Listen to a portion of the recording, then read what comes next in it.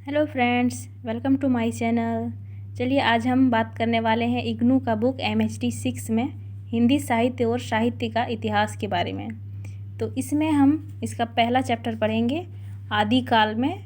जो आदिकाल के साहित्य को 3 भागों में विभाजित किया गया था उसके बारे में आज पढ़ेंगे। जैसे पहला साहित्य था सिद्ध साहित्य। सिद्धनाथ और जैन 3 साहित्य में आदिकाल को विभाजित किया गया था। सिद्ध साहित्य और नाथ साहित्य तथा जैन साहित्य की विशेषताओं के बारे में प्रमुख रूप से चर्चा करेंगे। तो सिद्ध साहित्य, इसकी विशेषता जानेंगे। इसमें सिद्धों की संख्या 84 है। इसमें जब सिद्ध साहित्य था तो उसमें सिद्धों की संख्या 84 थी। इसमें बौद्ध धर्म का प्रचार प्रसार का कार्य ज़्यादा हो रहा था। सिद्धों का संबंध पूर्वोत्तर भारत से था। पूर्वोत्तर भारत में से था, जैसे कि असम में था, बिहार में था, बंगाल इत्यादि जो पूर्वोत्तर क्षेत्र में आ रहा था, वहाँ सिद्धों का ज़्यादा प्रचलन चल रहा था। ईश्वर पर विश्वास नहीं रखते थे सिद्ध लोग। ये लोग तांत्रिक साधना पर ज़्यादा विश्वास रखते थे और तांत्रिक साधना का प्रचार प्रसार भी जैन धर्म सिद्ध धर्म में ज़्यादा बढ़ गया था। जब सिद्ध साहित्य चला था तो तांत्रिक साधना का भी ज़्यादा प्रचार प्रसार चल रहा था। वे जादू टोने टोटके ये सब पे ज़्यादा विश्वास करते थे। वेदों का अध्ययन सिर्फ सिद्ध साहित्य के लोग ही कर सकते थे, यानी उसमें जो सिद्ध थे, जो बौद्ध धर्म के लोग थे वही कर सकते थे। उच्च वर्ग के लोग ही कर सकते थे। इसमें स्त्री या फिर शूद्र लोगों को वेदों का अध्ययन करने का अधिकार नहीं था। इसमें स्त्री को साधना मात्र की सिर्फ वस्तु ही समझा जा रहा था। इसमें साधना के रूप में स्त्रियों का प्रयोग किया जा रहा था। तांत्रिक पद्धति के जरिए बौद्ध धर्म और हिंदू धर्म इन दोनों में समानता भी प्राप्त हुई थी। जैसे सिद्धों ने पंचमकार की स्थिति का प्रयोग किया था। पंचमकार का विधि, जैसे कि इसमें 5 वस्तुएं आती थी, जैसे मांस, मत्स्य, मध्य, मुद्रा तथा मैथुन, ये सब का अत्यधिक प्रयोग हुआ था। तो ये थी सिद्ध साहित्य की प्रमुख विशेषता। अब हम जानेंगे नाथ साहित्य के बारे में और इसकी प्रमुख विशेषता के बारे में। तो नाथ साहित्य में था, जैसे सिद्ध साहित्य से ही उत्पन्न हुआ था नाथ साहित्य, क्योंकि इसमें स्त्री को वासना का वस्तु समझा जा रहा था सिद्ध साहित्य में, तो इसके विरोध में नाथ साहित्य का उत्पन्न हुआ था।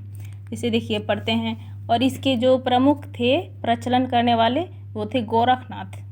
नाथ साहित्य का जो प्रचलन करने वाले प्रमुख संत थे वो थे गोरखनाथ।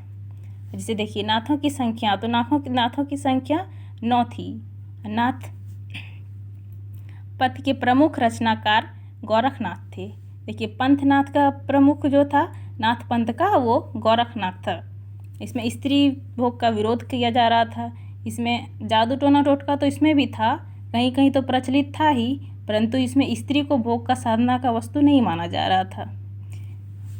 अब नाथों का प्रभाव कहाँ कहाँ था? तो नाथों का प्रभाव पूर्वतः पश्चिमी भारत में ज़्यादा था।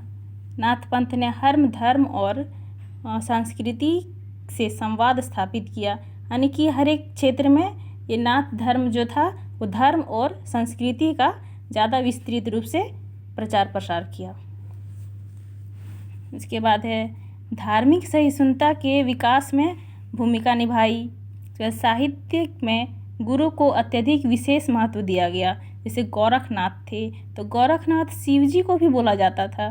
तो गोरखनाथ जैसे कि उनकी पूजा आज भी की जाती है, क्योंकि शिव जी का ही नाम था गोरखनाथ। तो इसमें धार्मिक का भी प्रचार हुआ और साथ ही साथ गुरु को अत्यधिक महत्ता भी दी गई। इसमें मनोविकार की निंदा भी की गई। इसमें सिद्ध साहित्य के भोग विलास की निंदा भी की गई। अब देखेंगे इसके प्रमुख कवि के बारे में। इसके प्रमुख कवि थे मत्स्येंद्र नाथ, गोरखनाथ थे, जलंधर नाथ, चौरंगी नाथ, चरपट नाथ, ये 5 थे प्रमुख कवि थे नाथ साहित्य के। अब हम जानेंगे जैन साहित्य के बारे में। जैन साहित्य भी सिद्ध साहित्य से ही उत्पन्न हुआ था। सबसे पहले तो सिद्ध साहित्य आया, उसमें बौद्ध धर्म का प्रचार प्रसार हुआ। उसके बाद जैन साहित्य नाथ साहित्य आया, उसमें भी हुआ। तो उसमें गोरखनाथ वगैरह जो आए थे संत प्रमुख रूप से वो थे।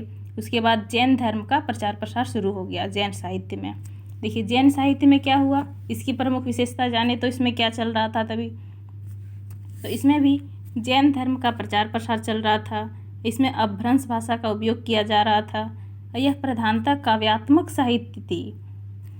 इसमें हमें साहित्य में आदिकाल की स्थिति का पता चलता है। इसमें गद्य का दर्शन होता है, दोहा का प्रयोग किया जाता है। इसमें रास, चरित आदि छंदों का भी प्रयोग मिलता है। काव्य सौंदर्य दिखलावा इसका नहीं था, यानी कि इसमें दिखलावा का कोई अर्थ नहीं था। काव्य सौंदर्य में देखिए, इनका मुख्य उद्देश्य क्या था? काव्य का रचना करना नहीं था। ये तो जैन धर्म का प्रचार प्रसार कर रहे थे ना। इसमें शांत रस का भी प्रयोग हुआ था। इसका ज़्यादा प्रभाव देश के पश्चिमी क्षेत्रों में ज़्यादा था। अब देखिए, इसके प्रमुख कवि की हम बात करें तो इसके प्रमुख कवि हैं सारमूर्ति, उदयवंत, सोमप्रभासुरी, मेरुतुंग। तो ये था फ्रेंड्स सिद्धनाथ और जैन साहित्य की प्रमुख विशेषता। अगर आपको हमारा चैनल पसंद आया हो तो लाइक और सब्सक्राइब ज़रूर करें।